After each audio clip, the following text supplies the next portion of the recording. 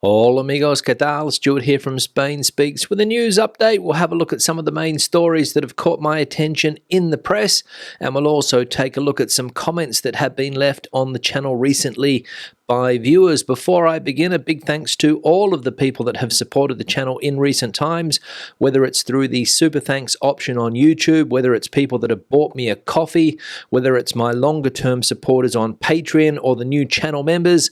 Thank you very much for that support, and there are links in the description below should you wish to support the channel. Now, straight into the news, and the Minister for Culture here in Spain has taken a strong stance against bullfighting. And as we can read here, Minister Urtasun has cancelled the National Bullfighting Award for animal torture. The Ministry of Culture announced this Friday that the National Bullfighting Award will not be awarded this year, and that the government has initiated the procedures for its definitive cancellation. Minister Ernest Urtasun had already repeatedly expressed his opposition to shows based on animal abuse, and in fact the ministry had not selected any representative of bullfighting for the Fine Arts Medals. The measure has earned the criticism of the bullfighting sector, the Partido Popular and Vox, but also of socialist leaders such as Emiliano García Paje. The last winner was Julián López El Juli last year, coinciding with his retirement after a quarter of a century in the bullfighting ring. So there we go, Spain's culture minister Ernest Urtasun taking a strong stance against animal cruelty and bullfighting. He's cancelled the National Bullfighting Award for 2024 and is planning its definitive cancellation. And with this award's cancellation, the fans of bullfighting here of Spain have come out in force, attacking the decision of this minister. Mainly PP and Vox voters, those on the right side of politics here in Spain, not happy with what this minister has done. And could this be the first step towards cancelling bullfighting nationally by this government? I don't know, but some people could argue that bullfighting does not have a place in the year 2024 and going forward. Let me know your opinion in the comment section below. Bullfighting yes or bullfighting no? Spain's second Vice President, Yolanda Díaz, is making headlines today. She's been a bit quiet in recent times, has Ms. Díaz, but she's back in the news, and she's pressing Prime Minister Sánchez for the Council of Ministers to recognise the state of Palestine this Tuesday. Let's not let another day go by, she says. Yolanda Díaz has urged Pedro Sánchez to approve Spain's recognition of the state of Palestine at next Tuesday's Council of Ministers. Let's not let another day go by, stressed the second Vice President of the government in a message sent publicly to her coalition partner through a Catalan election campaign rally held Sunday in Tarragona. During her speech, the leader of Sumar has recognised the work of the head of the central government to promote this solution, but stressed that they are killing children in the Gaza Strip with a stammering international community that does absolutely nothing. For this reason, she insisted that the time has come to do it unilaterally without waiting for the European Union. So Ms. Díaz there urging Prime Minister Sánchez to get this recognition of the Palestinian state done at this Tuesday's Council of Ministers, saying that we can't let another day go by on this matter. And if the European Union won't act, Spain should do it unilaterally. And the final piece of news we'll look at today, and it's an article that puts into perspective the importance of the tourism industry in this country and its impact on the Spanish economy. And as we can read here, a new hotel every 4 days, the effect of the tourism boom in Spain. The explosive recovery of tourism in Spain since the pandemic has triggered the appetite of investors to build hotels in a destination where the average price of a room exceeded 100 euros for the first time in history at the end of 2023. It was close to 107 euros in the first quarter of 2024. In the 1,000 days or 7 quarters that will elapse between the 1st of April 2024 and the 31st of December 2025, 260 new hotel openings are planned, according to data from the real estate consulting firm CBRE. This figure represents a frenetic pace of openings unprecedented in the recent history of the Spanish hotel industry, with a new opening every 4 days. So there we go, a new hotel opening up here in Spain every 4 days. And after reading an article like that, I can understand why people are complaining about the tourism industry. But with the the average price of a hotel room here in Spain now averaging more than 100 euros per night, I can also understand that that's where people want to invest their money. Now let's have a look at some comments that have been left on the channel recently. One here from Sass. Actually, Stuart, I would also like to tell you that here in Suffolk, UK, we are suffering greatly from tourism. In my small road of 12 houses, 8 are now Airbnb and thus not available for locals as residential housing, and it's a complex problem with many difficulties, a lot more than I ever imagined. Yes, Sass, thanks for the comment and thanks for letting us know about some of the issues that locals are having with Airbnbs where you live.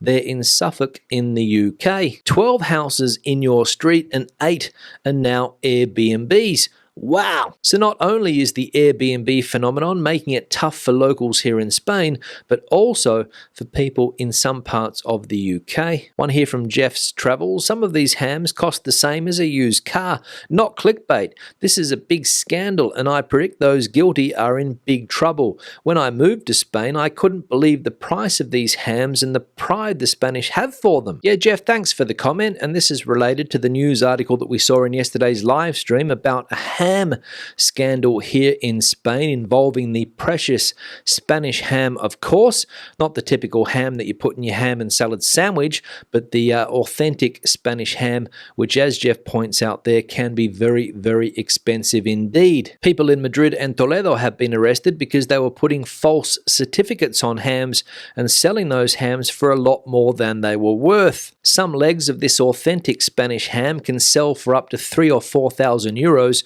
so very expensive, and I would go so far as to say that this type of ham is the most prized product in this country. Ask any Spaniard what their favorite food is and they will tell you this type of ham. Not the cheap stuff you get in the supermarkets, but the authentic Iberian ham. It's a real delicacy for a lot of people. One here from Walter. In Mexico, just stay away from border towns where the cartels conduct most of their business. Be aware of your surroundings and don't go where you don't know if it's safe or not. Yeah, Walter, thanks for the comment and thanks for the advice on where you should go and where you shouldn't go if you are holidaying in Mexico.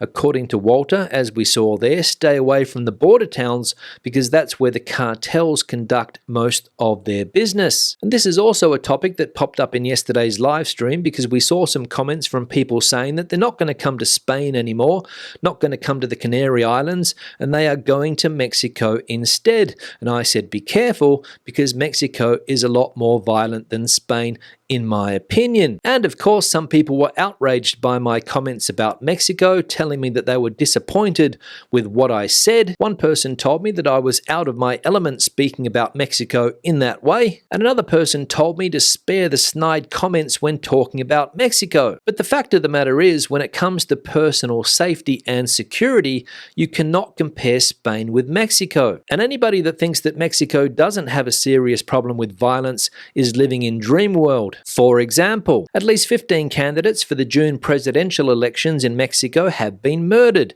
The Mexican government reported that at least 15 candidates for the June 2 elections have been murdered for political reasons. Doesn't happen in Spain. And the 10 most dangerous cities in the world and their murder rates are Los Cabos, Mexico; Caracas, Venezuela; Acapulco, Mexico; Natal, Brazil; Tijuana, Mexico; La Paz, Mexico; Fortaleza, Brazil; Ciudad Victoria, Mexico; Ciudad Guyana, Venezuela; and Belém, Brazil. So 1, 2, 3, 4, 5 Mexican cities in the top 10 most dangerous cities in the world. Now, I imagine that the whole of Mexico is not a dangerous country and the majority of people are nice, law-abiding citizens, but the statistics speak for themselves. One here from Leah. Stuart, in the UK, we don't pay attention to what the papers say.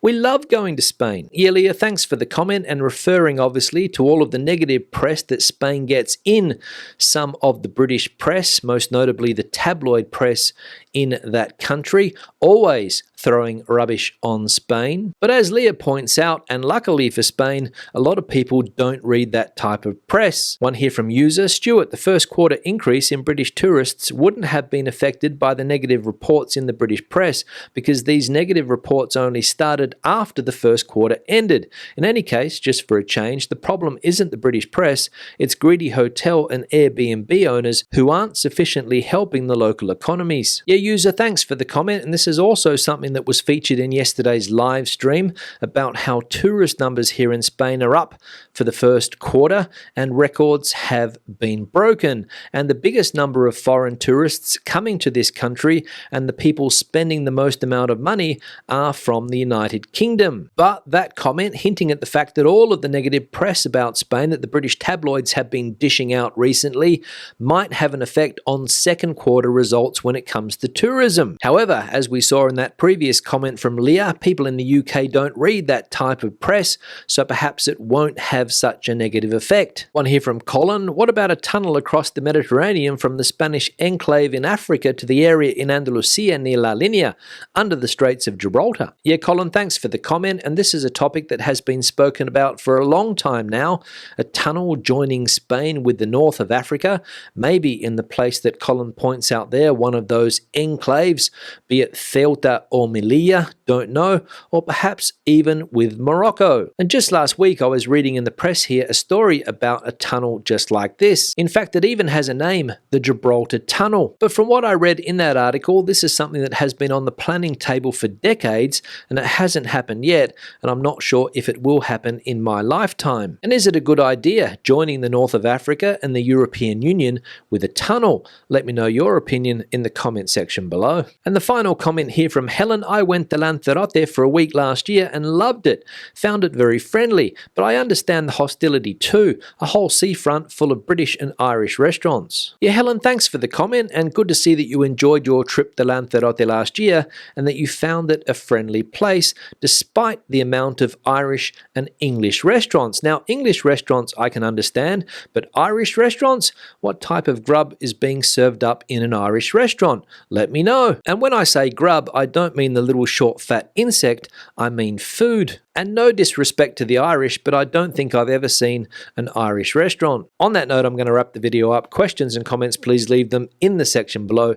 If you have anything to add to the conversation today, please, the comment section is the place for you. Give the video a thumbs up if you liked it, thumbs down if you didn't. I'll see you in the next one. Hasta luego.